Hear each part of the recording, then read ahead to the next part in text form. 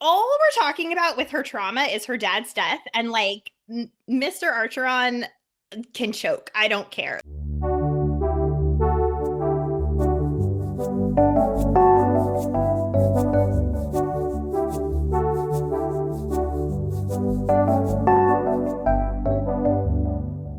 Hello and welcome to the Bookering Pod. I'm Katie. And I'm Tawny. And it's September. It's actually, no, it's October. Tawny, it's October 1st. We did it. We did it. It's spooky season. It's officially spooky season. And that means that typically we like to switch over from some thrillers, two thrillers and murder mysteries from RomComs. But I do believe, Tawny, the situation is that we did not succeed. We did not do that. There are a few thriller adjacent things here. We're in murder zone kind of for some of these books, but mostly no, we just are continuing to read romance. It's mostly romance. I think both of us have like one that is maybe a thriller. But so the thing is that we talk a big game about my whole 2 genre thing. Perhaps now I'm a 1 genre gal. We'll find out. Maybe I got too used to like their serotonin from a romance novel, and I don't know what to do without it. Perhaps. We like to feel joy, and no one can take that away from us. No one can. It is the rules. Not even a new Lisa Jewell book can keep that away from us. So, but Tawny, how many books did you read this month? Oh, okay. Usually I have this number prepared, and I know, guys. I read 5 books this month. I was prepared. I was prepared with the number, but it's only because that means that the format's a little different this week. Because so I had to actually think about it is why I know my number. I think I'm like 13, 14, maybe. Yeah. No, I mean, like I had a lot going on. Classes started again. I won a Survivor game. You did. You're a winner. New York City. So many things happened. I am doing 20 craft projects at once. Didn't read as much as I wanted to, but that's okay because 5 is still so many. 5 is still a very good number of books. It's still a lot of books. It's still a lot of books. I just think the thing is that I am no longer going to commit to a push goal of 100 books this year, and instead have my push goal be 75. I think that's good. I think that's good because right now I'm at 64. So I feel like that's reasonable. Yes. I think that's reasonable. Yes. Especially taking into account all of your activities. You do so many activities, and I do 2 activities. Those activities are reading and crocheting, and that's it. Those are all the things that I do. So that sounds nice being able to focus on 2 things. It's my own fault. It's fine. I should probably have more going on in my life is my takeaway from this. But no, because I'm tired all the time. And I'm simply so relaxed all the time, only doing cozy activities, never leaving the protection of my home. I would like to strongly discourage anyone from training for a marathon. Don't do it. Because then like 6 hours of my week at least is running. It sounds like least. Maybe more. I couldn't tell you because how long is 16 miles going to take me? Couldn't tell you. We'll find out tomorrow. Too long. Just the amount of time spent running is too much. It's too much. And I really tried. But also I'm proud of you. Thank you. I'm proud of me too. And you're doing such a good job. And I feel good. And I'm so I feel the improvement from 3 years ago so much. But I was really trying to listen to an audiobook on a run this week. I couldn't do it. I'm like, please let me multitask. And my body said no. Well, this whole monologue aside. We're going to tell you about books eventually. What Tawny and I didn't do is talk for 30 minutes before starting recording. And so we're getting all of that out right now. So that's what everyone. This is your peek behind the curtain. This is just, we usually talk for 30 minutes and we should maybe record the podcast. So now it's just you have to listen to us chat in a slightly performative way. Anyway. You're welcome. Tawny, do you want to tell me about the first book that you read that you want to talk about? I do want to tell you about it. And it is Ninth House by Leigh Bardugo, which came out in 2019. This is a paranormal fantasy set at Yale, and essentially, as we all know, there are several secret societies at Yale. But what if they were actually doing occult type things? And what if there was a separate secret society created to keep their magic in check and to keep outsiders from finding out about it? That group is called Leigh, and that's sort of what we're working with here. That's our setting. That's our magic system. We're following Alex Stern, who is the only survivor of an unsolved multiple homicide situation. She's been involved with drugs. I think she dropped out of school, and she's living with a lot of trauma that gets unpacked along the way. But she gets an offer to go to Yale and join Leigh because she has a very unique gift, and that is that she can see ghosts, and that is hugely valuable to this secret society. So we get a dual timeline, one when she first arrives at Yale and is being sort of taught and shown the ropes by her mentor, Darlington. And then the other one is in present day, where Darlington has disappeared under mysterious circumstances, and a dead body has been found on campus, which might be connected to one of the secret societies. So this is just kind of spooky. It's very atmospheric. It's this was a really fun time for me. I say this was a really fun time for me right before going into trigger warnings. I'm so sorry. These parts were not fun. Trigger warning for sexual assault and rape. There is a pretty upsetting and bizarre sexual assault of a child, which does happen on page, but it's not overly graphic, but it is definitely troubling. There's also additional sexual assaults in more of a college party setting where women are drugged and raped. Also, trigger warning for drug overdose and stuff like that. So those things weren't fun, but they're there. So just take caution before reading. But overall, this book was very good. I was wondering how accurate the actual Yale stuff is. And it turns out that Leigh Bardugo, actually, she went to Yale and she was a member of one of the secret societies that's talked about in the book. She was a member of Wolf's Head, which I thought was pretty cool. And I think if these are things that you're familiar with, adds a level of authenticity. This is also her first adult fantasy. All her other books have been young adult. And I wasn't sure how that would go, honestly. I never know how a Leigh Bardugo book is going to go. She's so hit and miss. She's like either 5 stars or 2 stars, pretty much across the board. But I thought this was really well done. Her writing voice was much more mature than what you would get in like Shadow and Bone. And the atmosphere it's really like dark and gritty and generally just like less polished, less black and white than YA tends to be. Like side note, I do read and love YA all the time. This is just meant as a comparison point to her other work, but it's just really well done. She explores themes of classism and xenophobia, general gatekeeping and preservation of tradition as a means of making people's atrocities more palatable to themselves throughout generations. Basically, with any kind of centuries-old institution, it's going to be run by old white men, and that is going to trickle down essentially forever. So we're dealing with a lot of that and a lot of the privilege that comes along with that, and just the general privilege of everyone who is attending Yale University, honestly.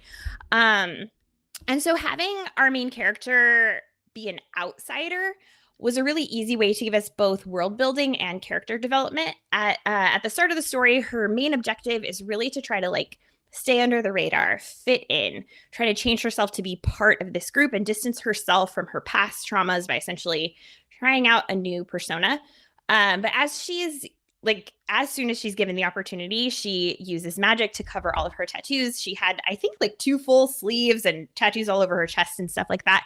But as soon as she's given the opportunity, she uses magic to cover them as a way of like leaving her past sort of behind. But as things start to progress, and as she gets deeper into trying to solve our main 2 mysteries, she comes more to terms with who she actually is and what feels authentic for her, and is able to sort of embrace her past and her growth. So that the character development is really solid. We get themes of like identity and belonging, and like previously she had turned to drugs and general substance abuse as a coping mechanism to numb herself and sort of drown out the ghosts. Having seen ghosts her whole life is a really big point of trauma for her. And so one of the ways she's able to sort of check out from that and not be able to see them is to be really high or really drunk.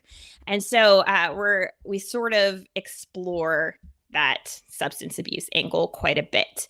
I have heard critiques that the pacing is a bit slow, and I do see that, but it didn't feel that way for me when I was reading it. I think Bardugo really took her time to build up the tension and lay the groundwork before like slowly peeling back the layers. But if you're used to something that's more action-packed, this may feel slow for you. Also, there's no romance in this book, which is upsetting.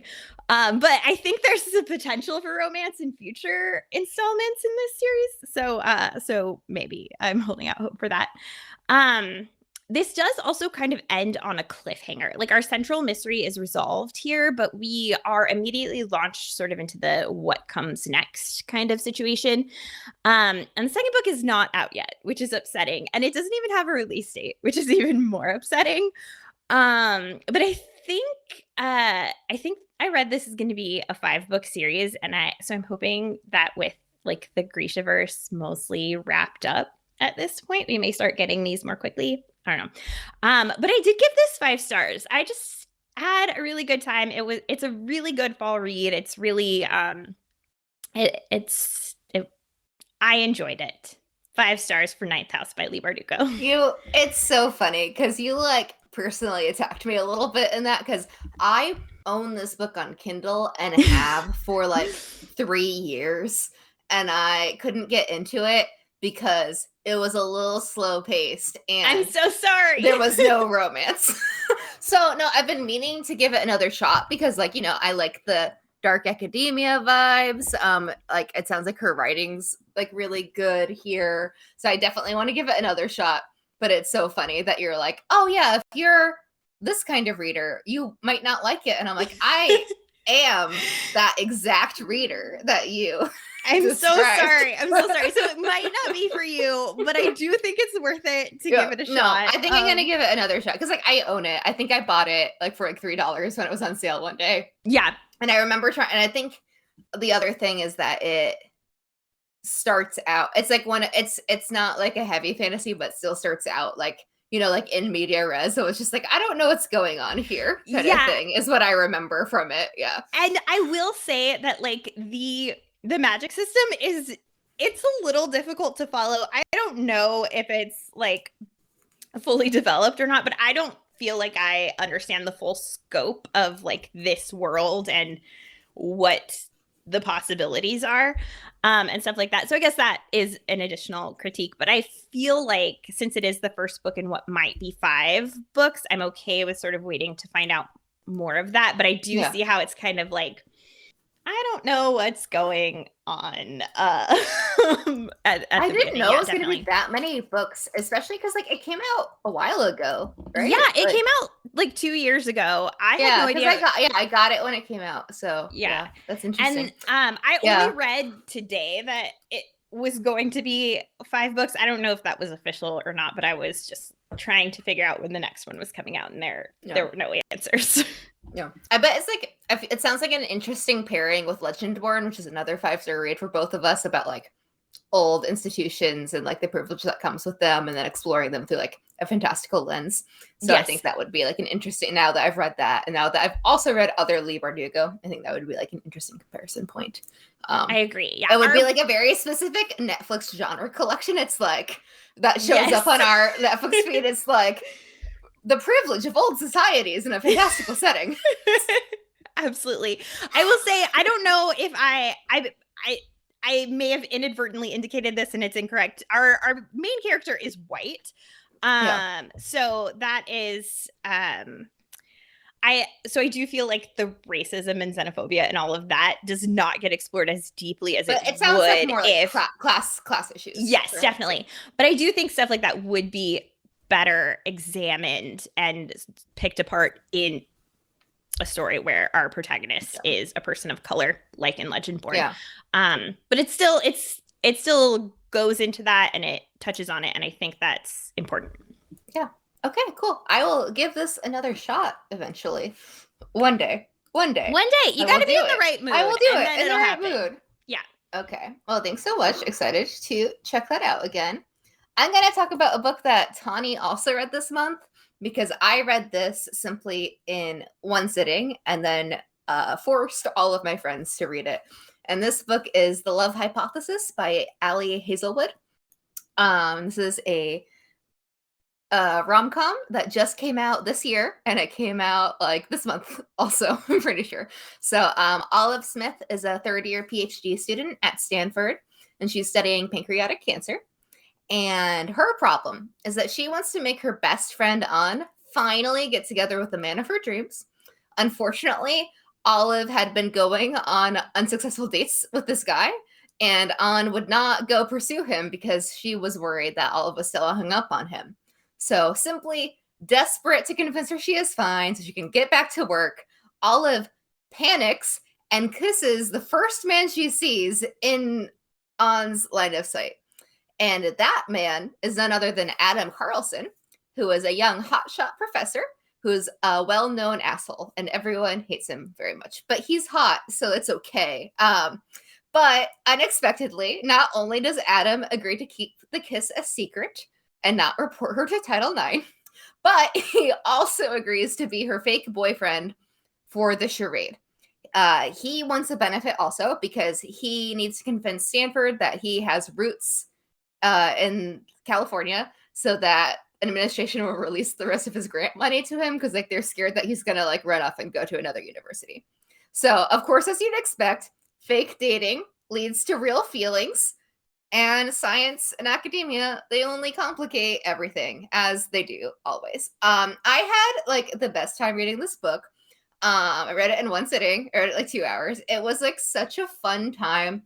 Specifically, I loved how self-aware this book was when it came to genre tropes. Like, it's a fake dating rom-com in which the main character is very aware of the fake dating trope and decides to fake date someone anyway, and someone that's not nice and is her enemy. And she's like, wow, is this an enemies to lovers fake dating trope? And even her friend says, like, if this is a Hallmark movie or a poorly written young adult novel, that's not going to go well. And it's like, yeah, it's not. It's just very satisfying. And then like there's so many funny jokes about like the one bed trope, and it's just like, I love how self-aware this is. It's so pleasing. But they teased the one bed trope and didn't do it, and that's upsetting to me because I always want the one bed trope. Please, no, but it only was give me so one bed. Funny. It was such a good bit. It was such a good bit because at the point, like, she keeps being like they decide to share a room. She's like, oh, there's just going to be one bed. And Adam's like, no, there's two beds. They booked the room. She's like, no, I'm sure. Don't you know the one bed trope? There's just going to be one bed. And he's there's just like, always one bed. He's just confused. And then there's two beds. And it's like incredible. What a good bit. What a good joke. Love it so much. The other part that I really love that is also so fun as a PhD student for this to be set in academia and to be like set in like a high prestige level institution. And like, I've worked in a lot of biology labs and I've gone to a couple of prestigious universities, and I'm like, wow, I feel seen. there's like this whole section where they're like flirting over a Western blot, and I was like, wow, I am not able to handle this right now emotionally. And then the other thing I appreciated, like a little smaller, it was not like the main focus of this book, but there was some demisexual representation, and that's just not something I see very much in romance. And like demisexual people get to have romances and have sex too, even though it's like a different experience. And I think they did it really well, like subtly and everything. And then the piece de resistance, knowing that this was originally a very popular Reylo fan fiction, only makes it better, because you finish the book and then you're like, oh yeah, this is Reylo fan fiction. And then you're like, actually, yeah, I know who all of the characters are. I know exactly what this was. So I really, really enjoyed it. And like, I know it's not actually a perfect book. Like, the premise is silly and there are silly moments, but like, it's such a fun time and you get so invested in the characters and they feel so real. And like how they embrace how the author embraces the genre and embraces like her life experience in writing this, like, made me love it so much. So not a perfect book, but a perfect reading experience. 5 out of 5 stars. Yeah, it was a perfect time. I also gave this 5 stars. It was like, I don't care if it was silly. It was so much fun. I was like smiling the whole time I read it. I also read it in just one sitting, and it was so much fun. It was so swoony. I feel like my one note is that I wanted them to like talk about more stuff at the end. Like when things are sort of resolved and everything sort of comes out into the open, I feel like they had a lot of things to talk about and they just kind of didn't. But that's only because I want to talk about everything to death, and that's a personal problem for me. Apart from that, it was just so fun. It's so good. Please read it, everyone. Please read it. Also, if anyone would like to fake date me on Wednesdays, I'm available. No, actually, you're not available on Wednesdays. You know what? We're firmly Thursdays. We're firmly not available like Monday through Wednesdays for the foreseeable future. Sorry, everyone. But if anyone wants to fake date on Thursdays, I'm available. Thanks. Yes. I've made all of my friends read this, and all but one also gave it 5 out of 5 stars. It's just because that one person doesn't read romance novels, so she didn't appreciate it. She's like, the premise is implausible. I'm like, yeah, it's a romance novel. Anyway. You know, I'll show her when I start fake dating a boy on Thursdays, and then we fall in love. No, she's talking about like the kiss part. She's like, why would anyone do that? I'm like, I don't know. It Anxiety. Seems Listen, I didn't care about that when I read To All the Boys I Loved Before. I'm sure it's been done other places too. It's a thing, and I'm fine with it. I'm sure it's happened to someone. I'm confident about that. Yeah. Anyway, what a good time. Definitely read this. Of all of the books I've read this month, I had the best time with this one, so you should read it soon. Tawny, are you ready for your next one? I'm ready for the next one, which is, okay. I'm so sorry in advance if I mess up this author's name or either of our characters' names. I'm trying my best. Okay. So the next book I read was Ace of Spades by Farida, Àbíké-Íyímídé, which came out in this year. And this is a YA dark academia mystery thriller situation. And it was sold to me as Gossip Girl meets Get Out. And I do think that it lives up to that comparison. So we're following Devon and Chiamaka. Simply, like, immediately puts it on my to-read list on Goodreads. Do it. And they are the only 2 Black students at Niveus Academy. Chiamaka is the most popular girl in school. She's the head prefect with her sights set on Yale. She is essentially the Blair Waldorf of this school. And Devon is a scholarship kid, sort of from the wrong side of the tracks, and he is aiming for a spot at Juilliard. At the start of the school year, the student body starts receiving anonymous text messages that are spilling secrets about students in the school, and they all seem to be targeting Devon and Chiamaka. The stakes get higher and higher as the information becomes more and more damaging, and it seems that the objective is to get them to leave school. And so they sort of have to work together to try to figure out who is behind the anonymous text messages. And that's all I'm going to say because I don't want to spoil anything. But this is extremely stressful and upsetting. I was stressed the whole time. The tension is built really masterfully. I was so anxious and terrified for the last third of this book. I kept having to put it down and take a breath because it's that upsetting. I do think that the beginning might have been a little bit slow, but it pays off really well in terms of character development and your investment in the characters themselves. We get a really deep look at sort of why they are the way that they are, how they ended up in this school in the first place, and then also their relationship to each other and to the other kids in their school. Like Chiamaka, she only has one real friend in school, or one person that she considers a real friend.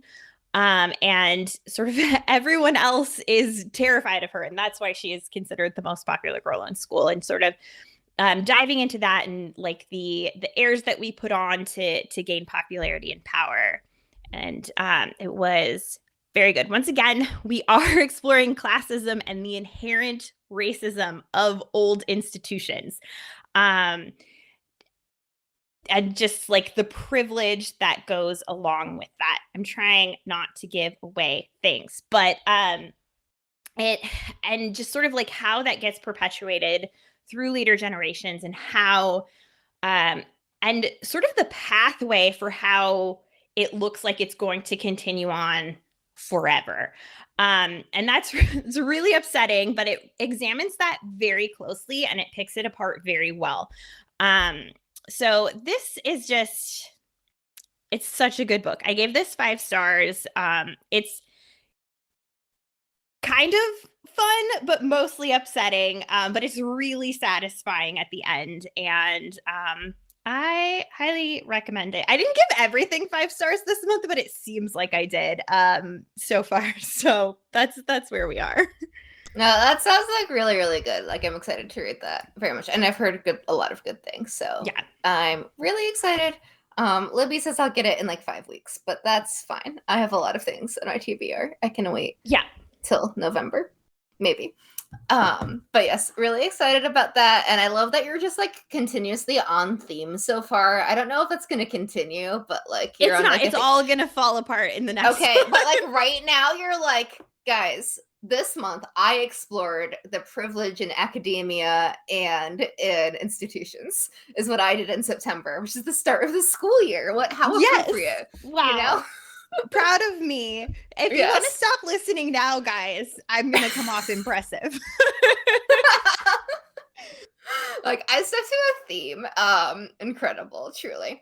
Honestly, you read so much that you could pretend every month that you really stuck to a theme, and I really could. I could curate this podcast selection, and maybe I should start doing that for a better reader experience, but or listener experience. So sorry, but I probably won't.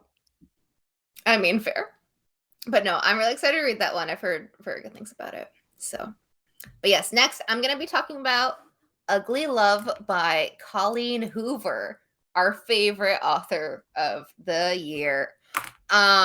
So this one was, your typical Colleen Hoover upsetting romance. So nursing student Tate Collins moves in with her brother and arrives at the door to see a passed out drunk guy trying to get into the apartment. And it turns out this is her brother's best friend, and he's airline pilot Miles Archer. It is absolutely not love at first sight.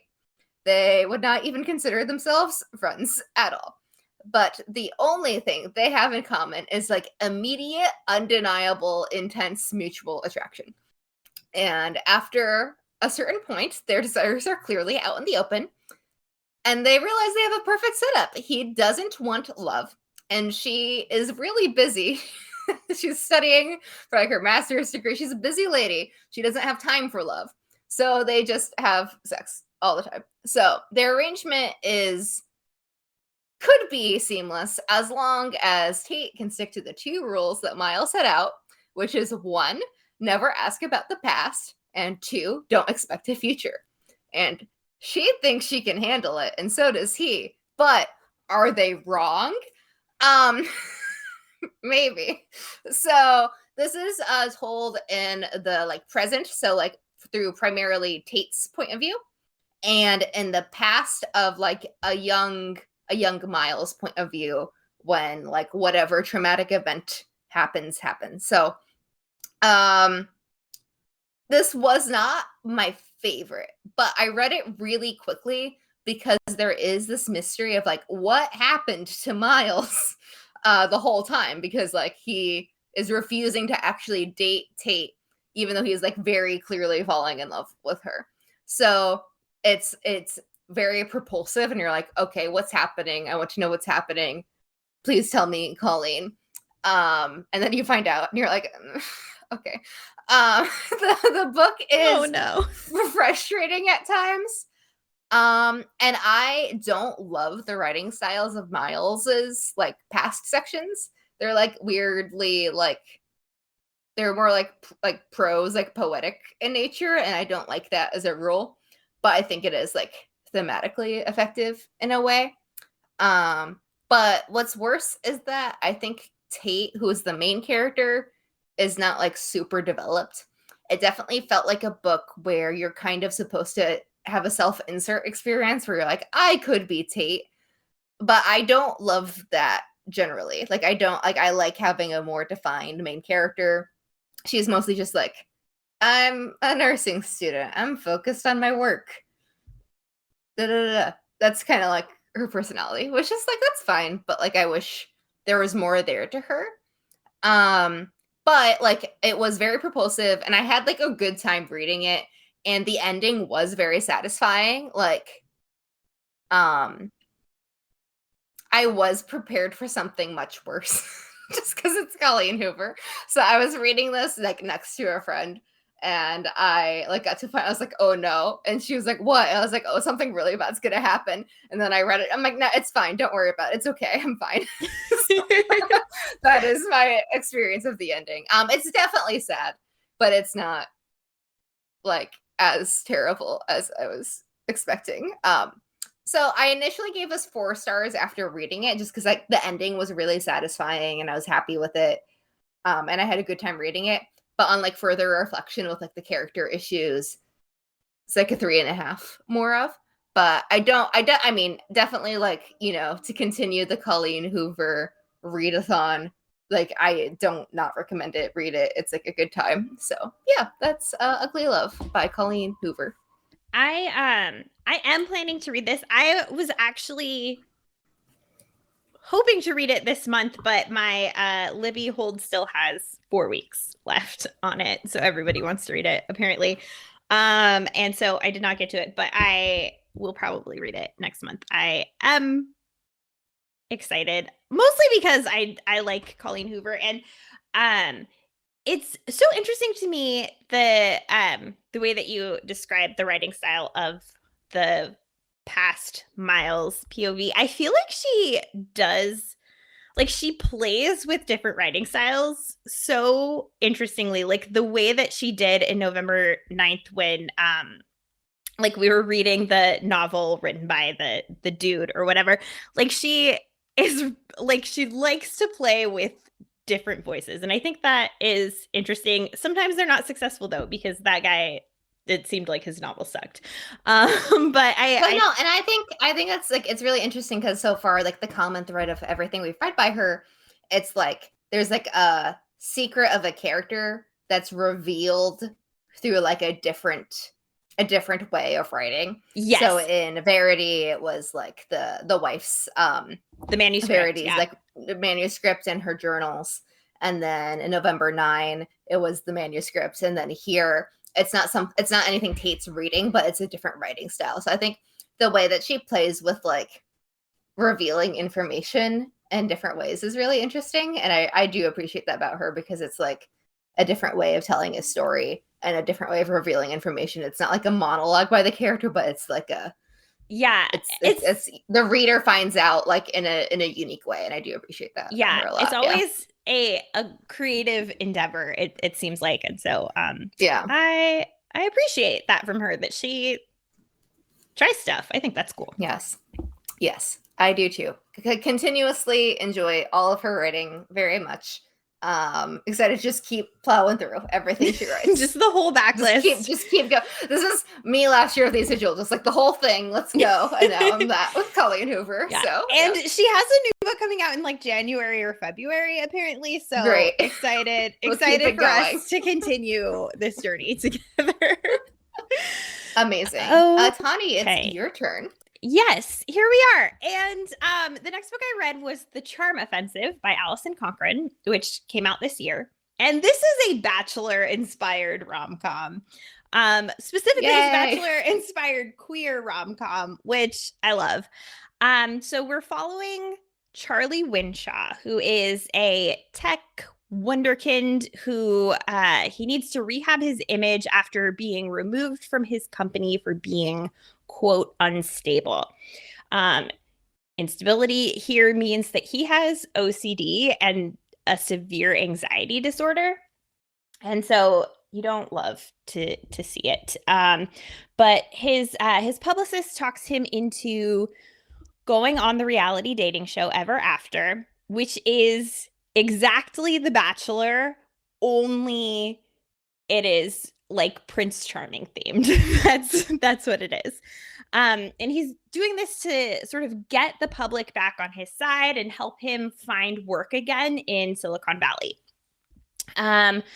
However, Charlie has never really dated before and is struggling both to interact with the contestants and to look comfortable on camera. Enter producer Dev. Dev is a hopeless romantic. He is tasked with coaching Charlie to be better on camera, and Dev's mission is to help Charlie fall in love with one of these women that is a contestant on the show.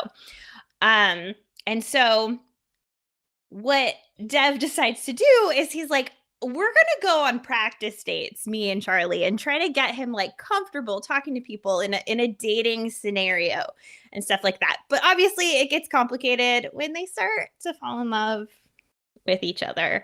This is really cute. I loved the build up to the relationship as Charlie starts to come to terms with his queer identity. There's also demisexual representation here, which is cool and exciting. And there are actually a lot of our like secondary characters and side characters are of queer identity as well, and it's all varied, which is really nice.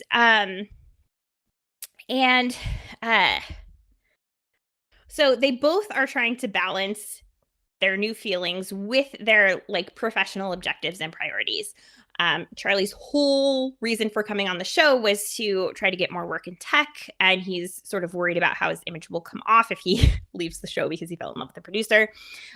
Dev is, of course, scared to lose his job and to be sued by the show because they signed contracts and all of this kind of stuff. And so I know the stakes of a reality dating show may seem like silly or frivolous to some, but I feel like they did a really good job of establishing stakes and obstacles about whether or not they can actually make it work together in the real world and whether it's worth the risk. I will say I did not love the third act conflict. I usually don't. They're usually dumb anyway, but this is one of those situations where things kind of start to go south, and one of the people in the relationship just decides that it's over or it's never going to work and just like cuts off all communication.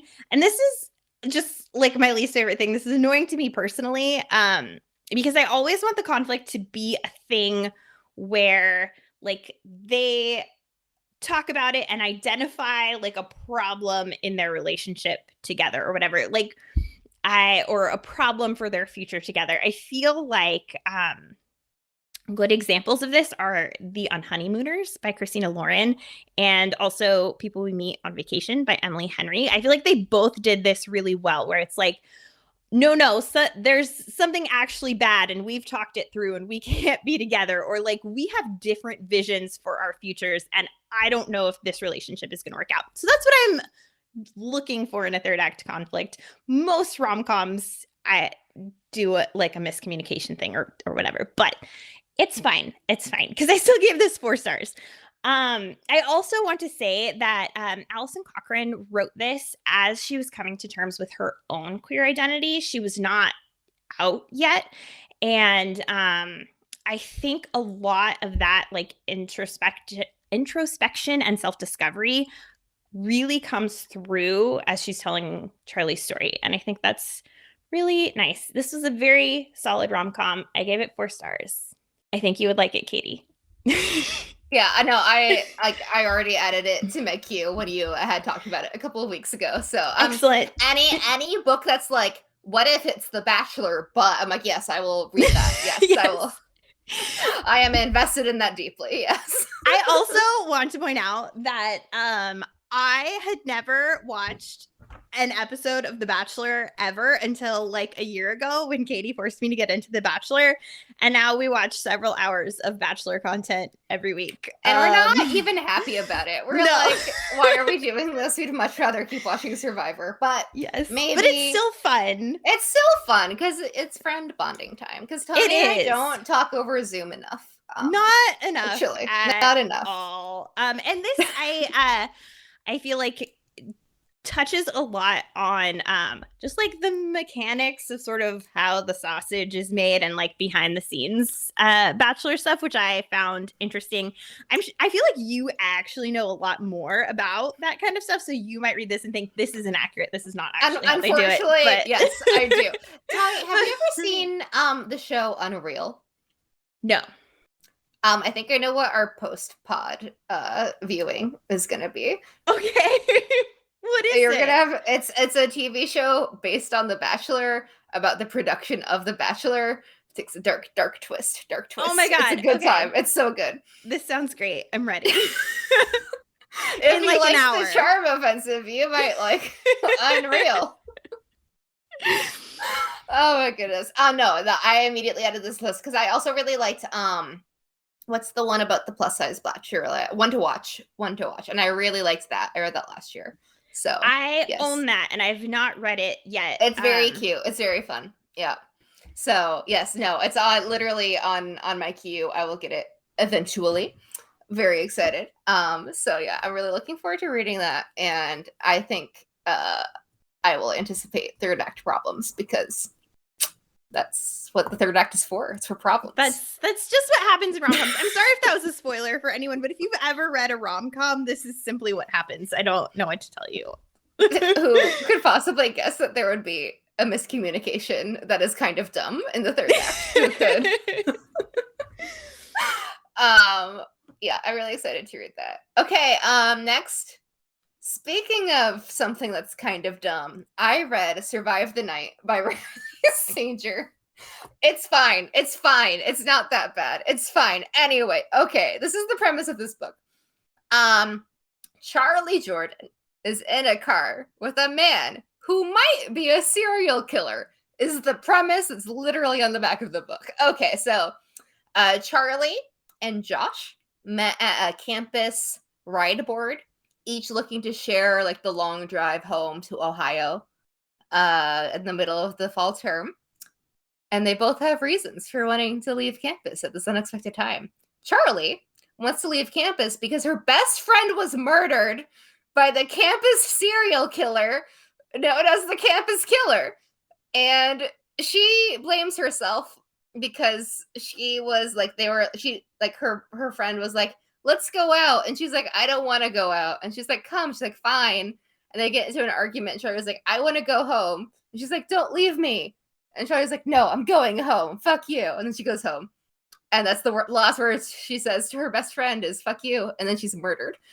And she's like, wow, if I simply was a better best friend and stayed at the bar with my friend, she wouldn't have been murdered, which is not true, but okay. Anyway. Josh says he's going on to take care of his sick dad, or so he says. Charlie has her dad's, hi, Barbara. Hi. Anyway, sorry. There's something suspicious about Josh from the holes in his story and his driver's license that doesn't match his name and the state that he says he's from, to the holes in the story about his father, to how he doesn't seem to want Charlie to see inside his car's trunk. But are her suspicions accurate?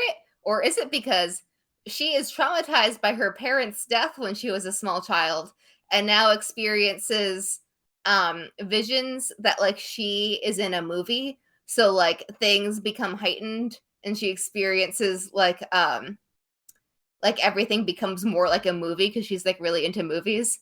So she's like, is he actually suspicious, or am I just pretending that this is an Alfred Hitchcock movie in my head as a trauma response? Unclear. So as they travel on an empty highway in the dead of night to Ohio, an increasingly worried Charlie begins to think she's sharing a car with the campus killer. Is Josh truly dangerous? Or is Charlie's suspicion a figment of her movie-fueled imagination? Who knows? So Riley Sager also wrote the Lock Every Door Hotel murder, like apartment complex murder mystery that I did really enjoy and had a good time. And I thought that twist was both I figured it out and it was satisfying. Those two things are very related to me. There is a twist here that I did not find out, and it was also not satisfying to me. And I was like, this is a bit much. This is a bit much, Riley. This is a lot. And then I didn't love the writing of Charlie. I think it's hard to introduce such like a fantastical element of her like imagining that she's in a movie, and I don't think he accomplished it successfully. I think it could be done successfully. It just felt, I don't know, it didn't feel authentic in any way. It felt like really weird. And then also, like, Charlie's supposed to be a movie snob, but she insulted, like, I think Harry Met Sally as like not a good movie at some point, I think. How dare. And that really lost me as a reader. It might not have been that movie, but it was like a classic rom-com, and I'm like, ma'am. No. I do insist on Tawny reading this because I want to talk about the twist with her. Oh, no. So sorry. Okay. Every single time I read a book that I don't really like, I'm like, Tawny, you have to read it. I'll do it. But I did, like, I mean, I had a good time reading it still. Like, I read it pretty quickly. Like, I was like, I have to know what happens. I'm very invested. But, like, I don't know. It felt, a lot of the things felt unearned. And just Charlie as a character was like very frustrating to me. And I think she just needed like more like depth of character and more development because a lot of her decisions didn't quite make sense. And there are other auxiliary characters that also really needed more because there's like twists that involve them that I'm like, okay. So I think I gave it 3 stars. I think that's a very accurate review. It's like, I had a good time reading it. But, like, really, like, the 2 stars are off for, like, quality of, like, murder mystery. It's just, like, a lot. Also, the campus killer is the worst serial killer name I've ever read in my whole terrible. Life. It doesn't sound. It made writing the summary cool difficult because I was like, by the serial killer, the campus killer. I'm like, that's too much killer. Like, you can't keep saying that. But, like, fun old movie references still, even though I didn't appreciate her movie snobbery. And it's like really high tension and high stakes at different points. Like that's done very well. So yeah, I only recommend it for Tawny and no one else. Okay, I will read it. Selfishly. I was hearing really mixed things about this one, so I wasn't necessarily planning to pick it up, but now I will because now I want to know. I want to know the thing, and I want to talk about the thing. So the thing. Whatever the thing is. Whatever the thing is. Whatever you could possibly think the thing is. So, Survive the Night by Riley Sager. Probably don't read it. Except me. Okay, so the next book that I read was The Southern Book Club's Guide to Slaying Vampires by Grady Hendrix, which came out in 2020. This is my first Grady Hendrix novel, but I've been wanting to read some of his stuff for a while. He seems to write like funky, offbeat horror, which sounds intriguing. So I've been saving them for like spooky season, and here we are today talking about this book that I read. So we're following suburban mom Patricia, who is part of a true crime book club with several other southern suburban moms living in a pretty mundane cul-de-sac town situation. But then a mysterious man shows up in town and some creepy things start happening. Kids from the wrong side of the tracks start disappearing and ending up dead. And Patricia starts to question whether this man might be involved. This book is grim and upsetting. And it's also very gory. So be prepared if you're squeamish. There's like, there's some upsetting rat content. There's some upsetting dog content. There's some upsetting just like goo content. It's rough. There's also so much misogyny, specifically from the husbands of each of these book club ladies. I was honestly enraged at multiple points during reading this. And every man in this book is truly awful. Every single one sucks. So there's that.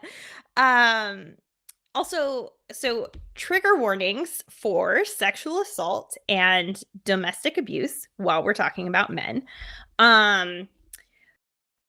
But okay, so the beginning of this book was pretty slow for me, but I do think that it pays off pretty well at the end. The last third of the book is really action-packed, but it did kind of take me a while to get into it, and at one point I almost considered just DNFing because I was like, I don't know when cool stuff is going to start to happen.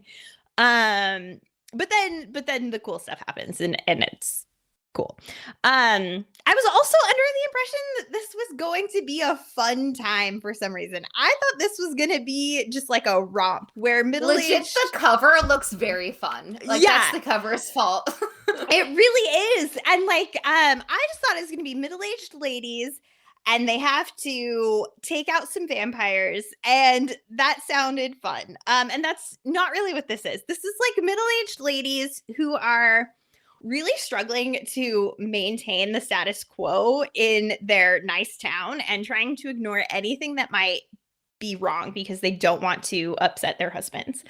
And that was upsetting for me. And so it sounds like I had a pretty bad time. I really didn't. Like, it was still a pretty good book. This was like a solid 3.5-star read for me. And when I'm looking at the story and the arc as a whole and the character development, I do think that it was worth it. But like going into this, I was like, I am just frustrated and I'm mad and I want to yell at everyone. But it was still very good. It just didn't go the way I anticipated. And a lot of it was really upsetting to take in. But the ending is very satisfying. And like I said, 3.5 stars for the Southern Book Club's Guide to Slaying Vampires by Grady Hendrix. I've heard a lot of mixed reviews about it, and I think I've pretty much decided for myself that I'm not gonna enjoy it. Yeah. It was done.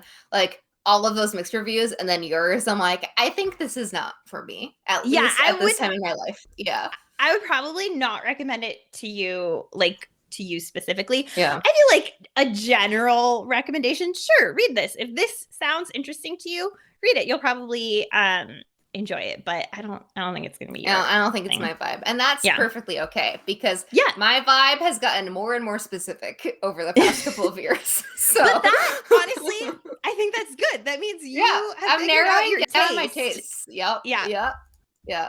So no harm, no foul. I will not be picking you up soon. Maybe one day. Maybe one day I'll be like, ooh, a grim dark time. A book that's not very fun. Count me in. Maybe when you are a suburban mom in a true crime book club, you're gonna think back to this and you're gonna be like, maybe it's time. I feel it in the wind. I feel it. Wind in the East, the Mary Poppins song. Yes. Yes. You know what I'm talking about. Well, thank you for the review and the confirmation that I will not be picking up this book. Next, I'm going to talk about Big Summer by Jennifer Weiner, which it's my first Jennifer Weiner book, and I picked it up because my mom recommended that summer to me, which I've been on hold on for like 8 weeks now. I will get it one day. And Jamie, our friend, we are a trio, and our third is Jamie, and she is the main listener to this podcast. She is reading this still, so I wanted to read it. So this is like a women's fiction rom-com / murder mystery. So a good genre mix for me. So 6 years after a big fight that ruined their friendship forever, Daphne Berg, a plus-size Instagram influencer, is shocked when Drew Kavanaugh, a Manhattan society it girl, walks back into her life, apologizes, looks as lovely and successful as ever, with a massive favor to ask. Daphne hasn't spoken to her, and all this time, all these 6 years later, doesn't even follow her on social media. So when Drew asks her if she'll be her maid of honor at her society wedding of the summer, because she has no friends, because she's been a bitch this whole time, Daphne is speechless. Drew like always had all of the things. She had like the beautiful house. She had the rich mom and dad. She had the designer clothes, but she's never been able to hold on to friends. Daphne used to be like this self-effacing sidekick who like always like lifted up her friends instead of herself, and like always was called when she needed to. But she has grown past that. She's built a life that she loves, growing career as a plus-size Instagram influencer, lives with her best friend, makes delicious food, like living a confident lifestyle. So she was anxious to let Drew back into her life, but it was an invitation to spend a weekend in waterfront Cape Cod mansion at a fancy wedding that would really help with her Instagram growth. And so she finds herself powerless, and she goes to the wedding. And Daphne arrives to Cape Cod for the weekend, expecting a glamorous, beautiful wedding, maybe some hot guys there too. But then a murder, and I will not be spoiling the murder at all. So summary ends there. This was like a really fun read. I read it in like just a couple of hours, like in in one weekend, pretty quickly. And like the themes are like investigating complex female friendships, like the divide between your life online and IRL, and like what's most important in life. And it also talks about like body image. And as a woman who has struggled with a lot of body image issues, disordered eating, and like growing up as like a chubbier person, deeply related to Daphne. And I really liked her depiction as a woman who like came from that and like grew up and is now like really like body positive and confident, and like so she still falters at time, but she like has come into her own. I really liked that. This was like, I think I'd say like a 3. It's like almost a 4-star read. Just like some of like the writing, I was like, this is like a little hokey maybe, and I wish there was some more development in certain parts like involving the murder mystery, and the whole part where like Daphne is actively involved in investigating this murder is like very ridiculous. It's like, no, you would not be actively investigating this murder. Why are you? This is dumb. Was like really hard to let go the whole time. I'm like, please just go home and don't actively investigate this murder, Daphne, please. And then the reveal of who the murderer was, I feel like it could have been built up a little more. But I did not see it coming, but I will say it's because it should have been built up more. This is my excuse. I was like, oh, okay, sure, okay. Was my reaction to it. But it was like a really fun time, like a very quick, fun read. And it's like, you know what? It's like a nice combo of like rom-com and spooky season. So like, that was good for September. So I had a good time. 4-ish stars, nearing 4 stars. Big Summer by Jennifer Weiner. Yes. That sounds fun. I think I'm probably going to read that, actually. I like the intersection of murder mystery / rom-com. It sounds very appealing to me. So I think I was about to say this is like a perfect summer to fall transition book, but we're firmly in fall now. It is October. I have a pumpkin candle burning right next to me. Oh, me too. But we don't need to adhere to seasonal requirements. I can read a book called Big Summer whenever I want. Yeah. Yes, you can. But yeah, no, I recommend it. It's like a good time for sure. So yeah, def recommend. Okay. Yes. Last book for this section. Oh, wow. Here we go. It was Punk 57 by Penelope Douglas, which came out in 2016.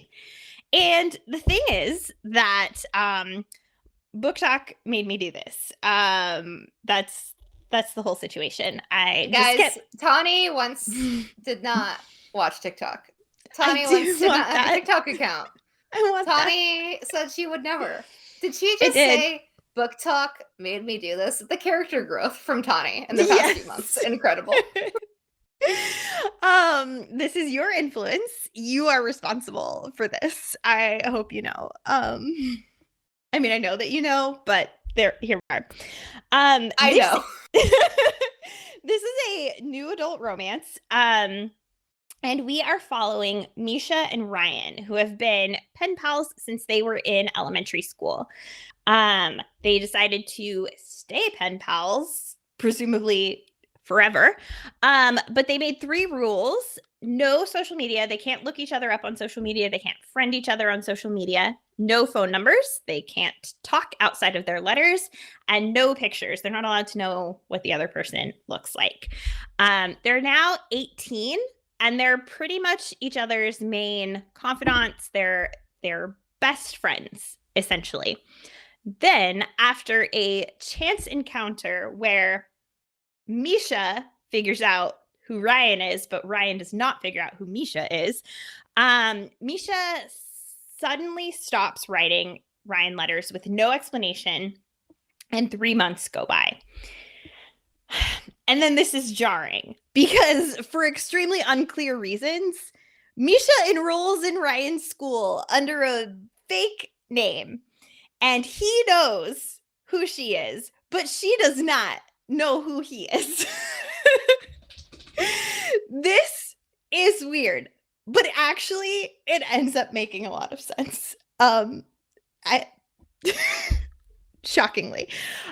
Sure. Okay. So some of this book is a bit problematic. First of all, there's the fact that he just completely has the upper hand by knowing exactly who she is, and she has no idea. So there's that. But I've seen it referred to as a bully romance, which is very much not a thing that I would be into. But I don't think that's an accurate characterization of what's going on here. When Misha and Ryan finally start interacting in person, they're very shitty to each other, honestly. And because he knows who she is from her letters, he's very disappointed when he learns about the kind of person that she is and how she treats other people in real life. She is a popular cheerleader at school, and she treats other people badly, and she kind of picks on the nerdy kid, and this is all very upsetting for Misha. And so he is kind of shitty to her. And she, on the other hand, who does not know that it's him and that he's there when she's interacting with him, she is like shallow and kind of jerky, and as a way of keeping her power and popularity, essentially. That's apparently the moral of this, is that high school students are really crappy to each other as a means to control power and popularity. But this is an angsty, smutty romance, and at its core, it's actually about like the things we do to be accepted by others and the way that we avoid being authentic because it's better than being alone, and sort of like having the courage to accept yourself for who you are and then show that to other people. So there, it ends up being much better than the premise makes it sound. Like, I went into this thinking I would not like it, but it's on Kindle Unlimited, and I was just like, why not? Let's see. And I read it very quickly. It's funny because I was just like, I can't find it unlimited. Then you're like, it's on Kindle Unlimited. I'm like, okay, I got it. I got you. Yeah. I got you. That's the vibe. So additionally, when all is eventually revealed about Misha and his reasons for being at Ryan's school in the first place, his reasons for not telling her who he is and enrolling under a different name, that twist accounts very well for all of his actions and is actually really satisfying and makes a ton of sense. I was super invested in his whole story individually and not just as part of the romance. So this is way better than I thought it would be. I gave it 4 stars. It feels a little bit weird because it is a smutty romance about kids in high school, and that's I felt weird reading it. But they're 18. I don't know. It is what it is. This is where we're at. It's Kindle Unlimited. What can you do? I do hear that some kids in high school have sex. I hear that some high school kids' experiences. I've heard. I am I wouldn't know anything about that. But also, as an adult, it feels weird reading about high schoolers having sex. That's all. Like, feels a little bit dicey, but it's not actually dicey. Please just read it and enjoy it. It's fine. I just downloaded it from Kindle Unlimited. I love how Kindle Unlimited caters to a certain genre of book. I appreciate it. Really does. So yeah, 4 stars for Punk 57. Amazing. Tawny, that was the first part of the podcast. We did all of our main reviews. I do believe it's time for a bathroom beverage refill break, and then for our listeners, we have such a big surprise for you. We're gonna literally just complain about a quart of Silver Flames for the next 20 minutes, probably. Yes. So we'll be back to you doing that right after the break. Da, da, da, da, da, da, da, da. I always think of the Screen Drafts one. Me too.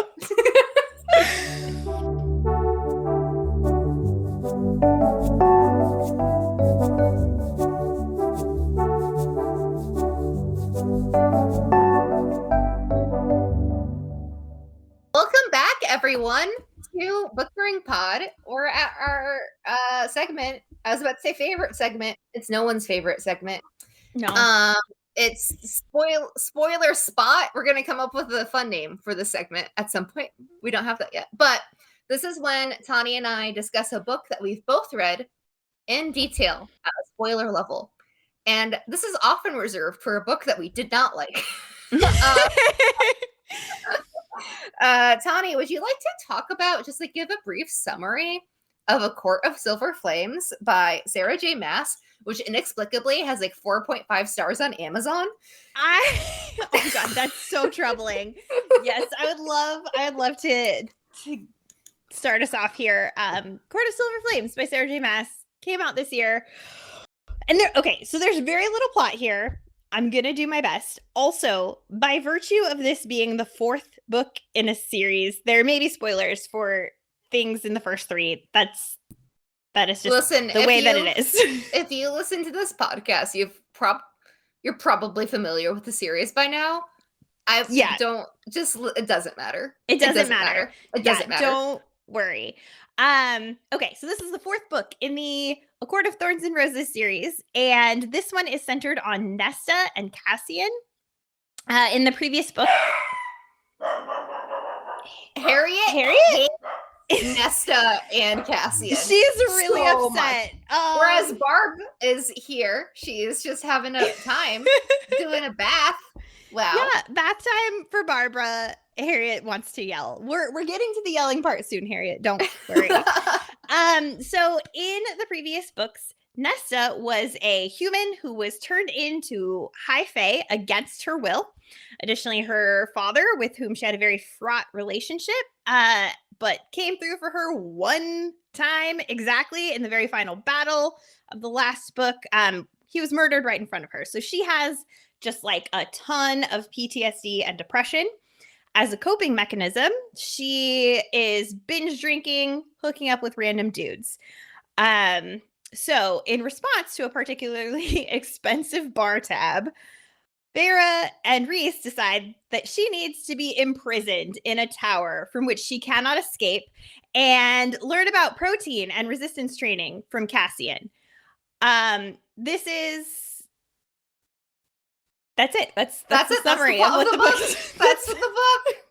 And it's 750 pages long. It is. And when we say that's the plot of the book, like, yeah, there is some sort of conflict with the villain.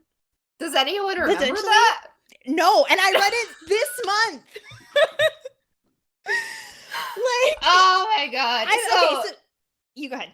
First, like to start off, Tawny, I have a question for you. And it's, are you glad I made you read this? Actually, yes. That's it. Because I talked about this book at length earlier this year, and Tawny's like, I might not read it. And I was like, no, but you have to understand my suffering. It's the rules. Yeah. This was a uniquely terrible experience, but it was like, it's one of those things where afterward, it's really fun to like talk shit about it. So that's where we are. So I'm going to start with the things that I want to complain about, which is not even a comprehensive list. Because I have so many things. And I read this.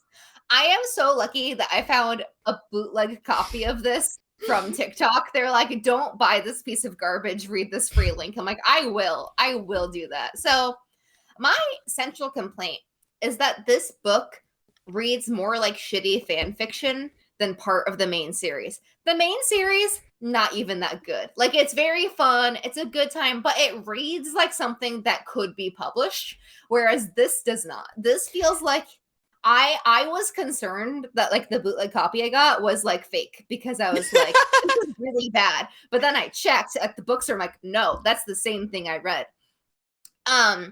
There's a lot of side plots that are absolutely insane.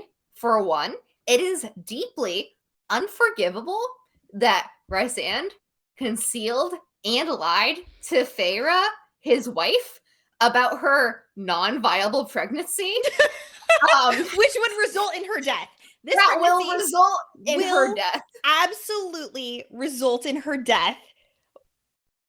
And Nesta, he's like, we're not going to tell her. It's going to stress her out. Nesta's made out to be a villain for drinking too much, spending too much money, that they have like multiple mansions in their country. And so like, why are you upset about a bar tab and for like sleeping around? He is not telling his soulmate that she will die if she has this child. I don't know which one's worse. He's told all of his friends about it too. Everyone knows except his wife. Like, the person who is pregnant, who is going to die, is the only one who does not know. Are you kidding me? He told her own doctor to lie to her about it. And this entire series is so preachy about female empowerment, and it's your choice, and you can do what... No, she can't do what you want. If you don't tell her, she's gonna die if she has your child. This is abusive. This is like bullshit that Tamlin, who was supposed to be the abusive guy in the first book, would have done in the first book. And it's just so deeply upsetting because so many women die in the real world because of like this like toxic male arrogance about like giving whatever.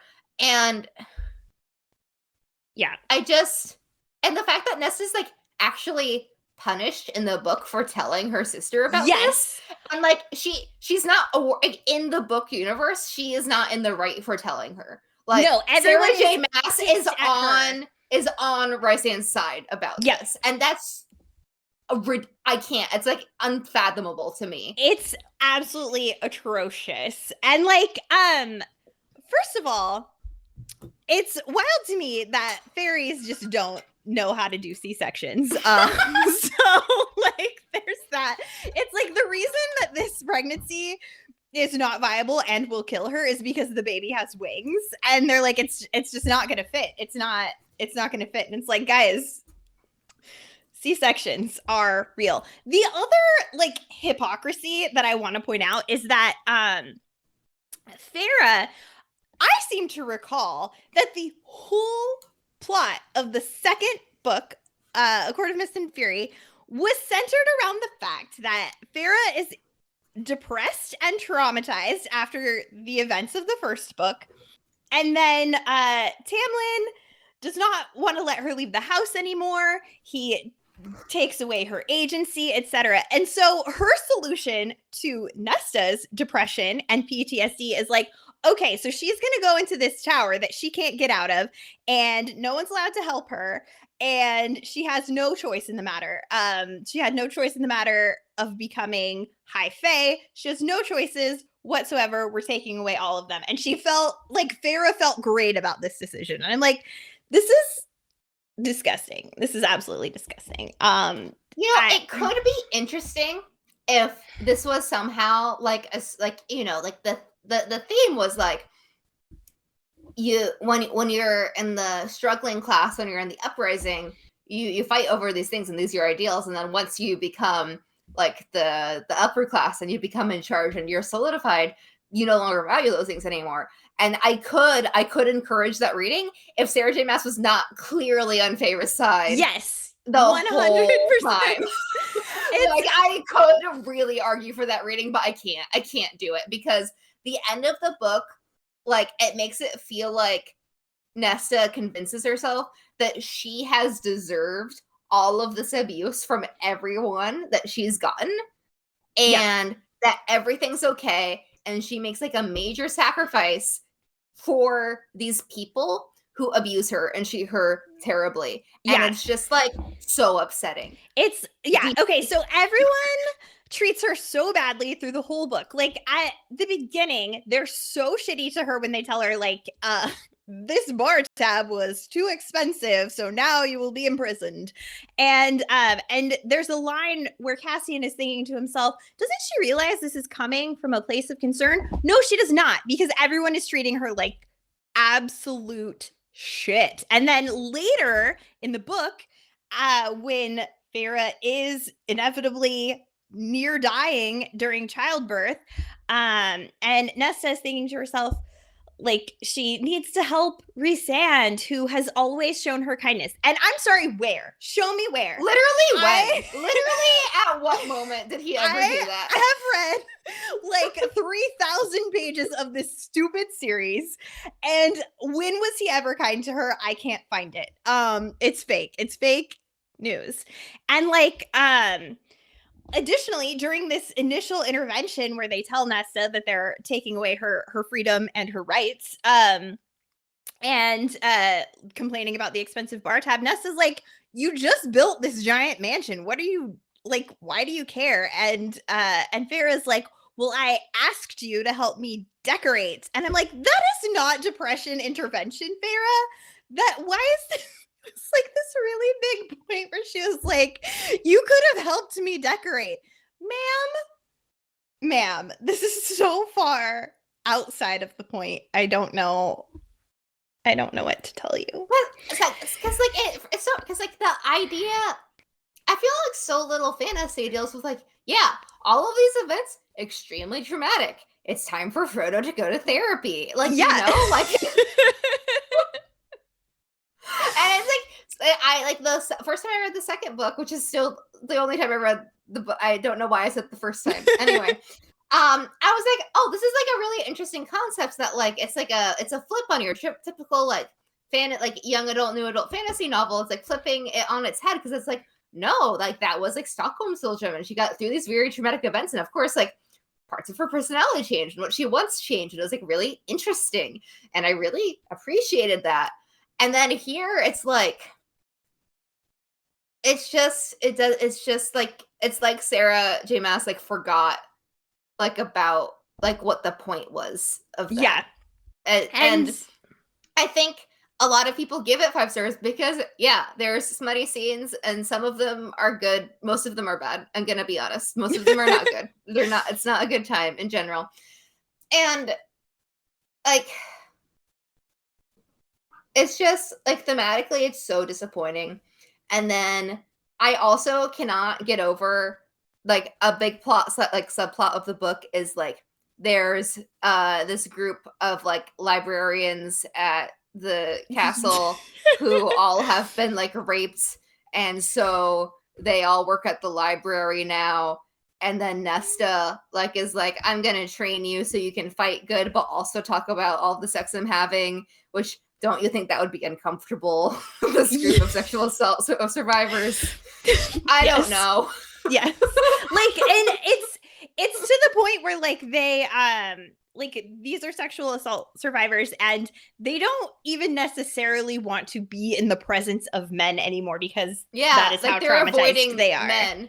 And then Nessa's like, let's have my hot boyfriend train you so you can watch our sexual tension. And they're like, okay. And I'm like, no. And then they do it. It's and like, okay, so I will say that Nesta and Cassian were the banter is really good. Yeah. Well, for the most part, except Cassian's too insulting to her because and it's, if the whole like I don't mind an insulty like love interest thing. That's fine. But with the whole like all of her friends and family being abusive to her, it's too much. It's too much. Yeah. But so they were my favorite like ship from this series. He is just a dumb himbo jock and she is an asshole. And I just liked their vibe. And so I was primed to enjoy this book. Like if anyone was going to like have a good time, it should have been me. This book should have been written for people like me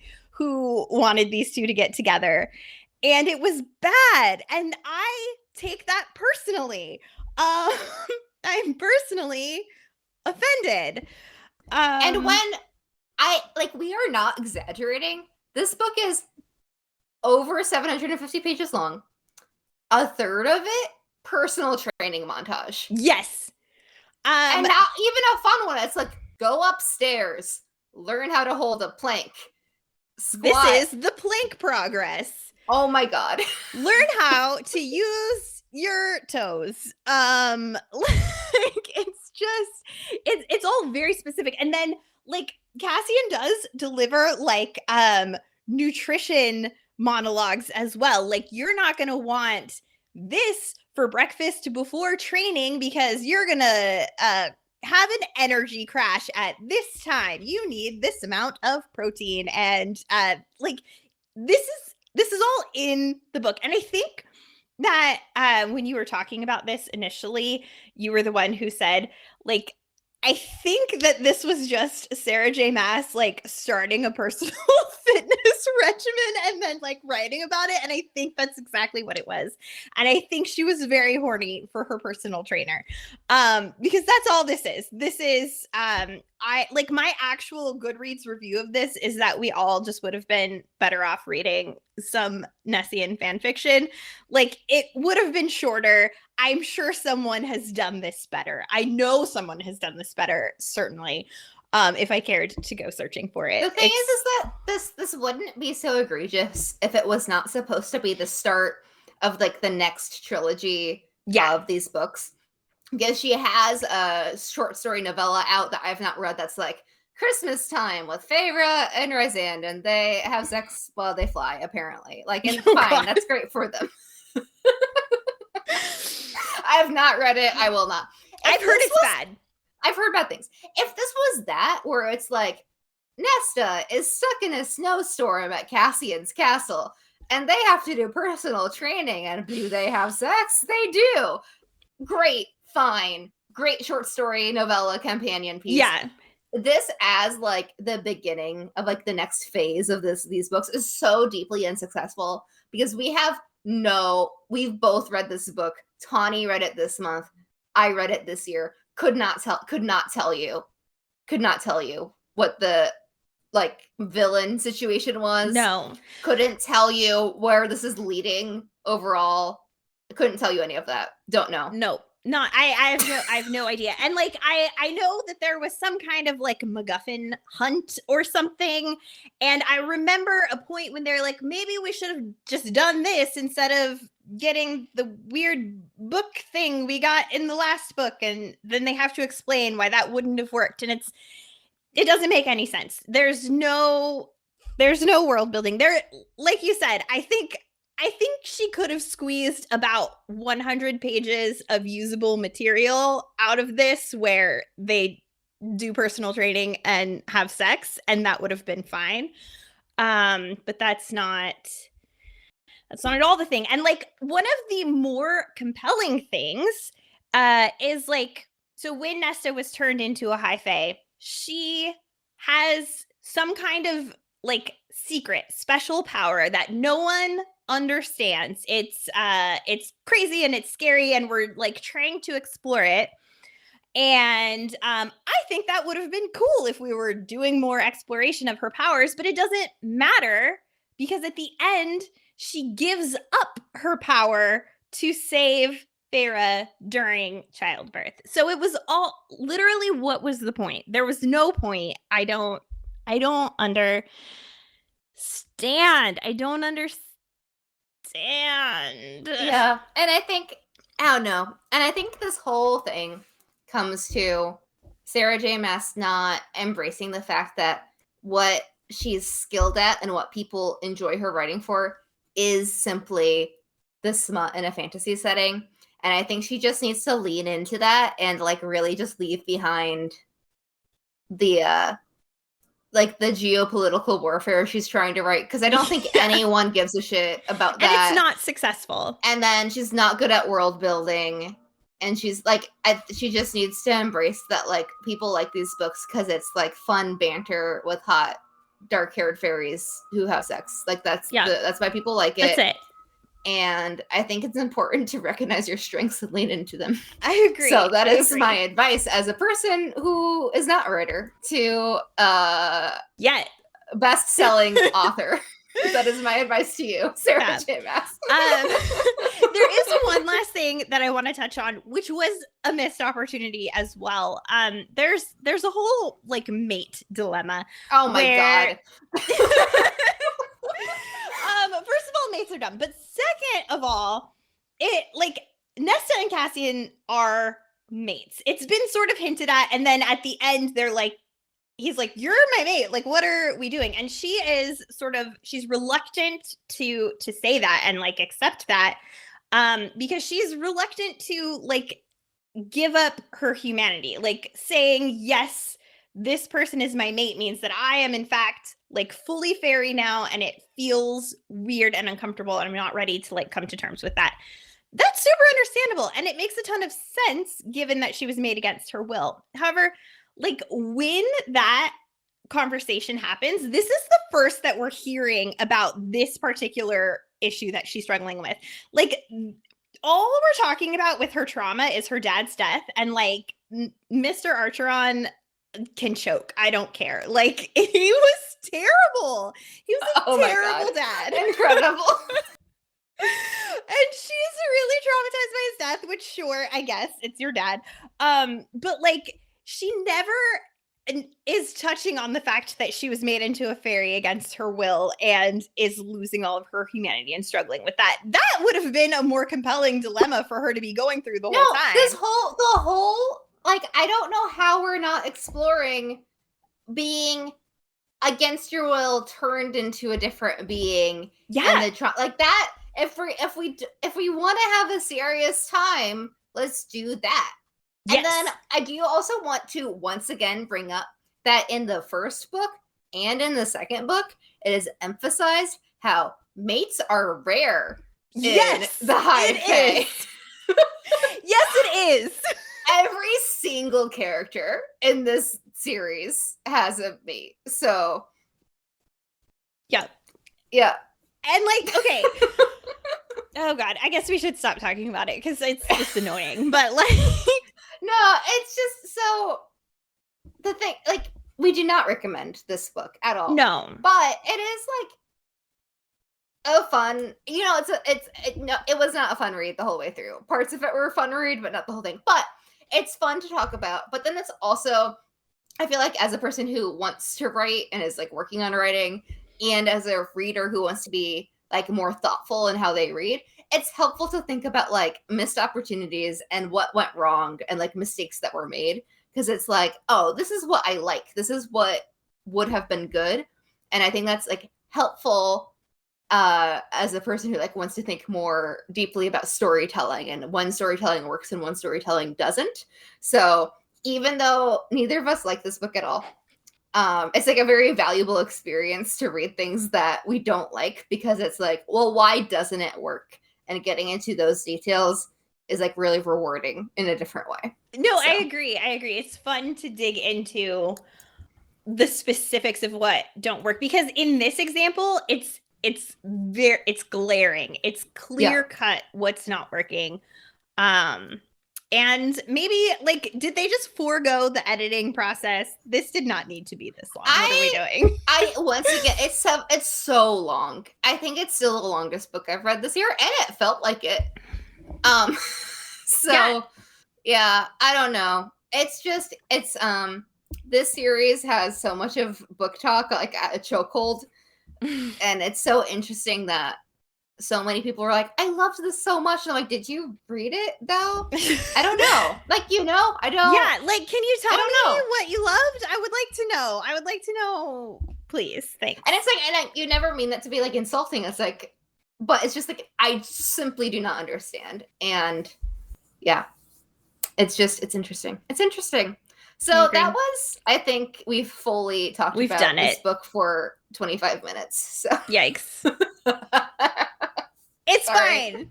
It's fine. But yeah, we had a lot of feelings that we needed to air out yet again for me. This has been a long time coming, this discussion, actually, because I think you read this in like February. Yeah, it's been a while. So I hope that was somewhat enjoyable for our listeners, but it's time for the actual best segment. It is. We read too much. I didn't read too much, but that's okay. But you have something to talk about in this segment anyway. Yes, we worked it out, so I still have something to talk about. So this is when we talk about the books that we read beyond the 5 that we discussed earlier. So sometimes that's a lot, and sometimes that is not a lot. So I'll go ahead and start. I think I tend to. Yeah. So I'm just gonna start my timer now. I picked this for this segment because Tawny talked about it last episode. I read The Push by Ashley Audrain. And this is a psychological thriller about motherhood and family and scary children. And this book single-handedly made me change my dating app children preferences from want someday to not sure yet. 4 out of 5 stars. That is my review. I have 58 seconds left. Nailed it. I think that sums it up very nicely. I think that sums it up. Listen to last episode if you want a better description of the book from Tawny. Tawny, would you like to do your read too much? How many books do you have? Like a lot. I have 7, which is more than normal, and I didn't practice this one. I usually do a run through, so we'll see if we'll see how far I get. Okay, do 3, 2, 1 because I want to start at the same time. Okay. 3, 2, 1, go. Okay, first up is Dead Dead Girls by Nikissa Affia. This is the first in a new mystery series set in the 1920s. Girls are being murdered and left outside of speakeasies, and Louise is coerced into helping the police solve the crime. 3 stars. Then Velvet Was the Night by Silvia Moreno Garcia. This is a 70s noir about how cat sitting can lead to a life of crime. 4 stars. Home Before Dark by Riley Sager. Paranormal horror where a woman has to return to her possibly haunted childhood home, explores memory loss and denial as a trauma response. 4 stars. Be My Ghost by Carol J. Perry. Cozy mystery about a woman who mysteriously inherits a haunted inn in a small town in Florida. This was fine, generally, if uneventful. 3 stars. The Night She Disappeared by Lisa Jewell. Only putting this here because Katie's going to read it and we're going to talk about it for real another time. But this is a mystery thriller about a teen mom and her boyfriend who vanished during a night out and 1 year later have not been found. 4.5 stars.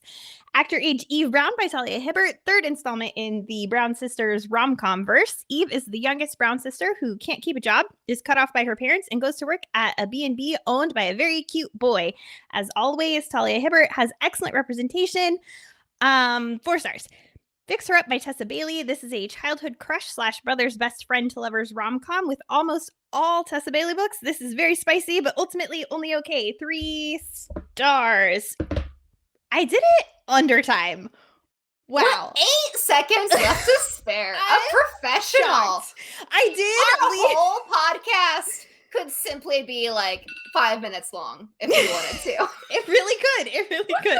I did leave off a few things here and there because I was like, I'm not going to make time. I'm not going to do it. But look at that. Do we think my cat sitting job is going to lead me to a life of crime? I can only hope.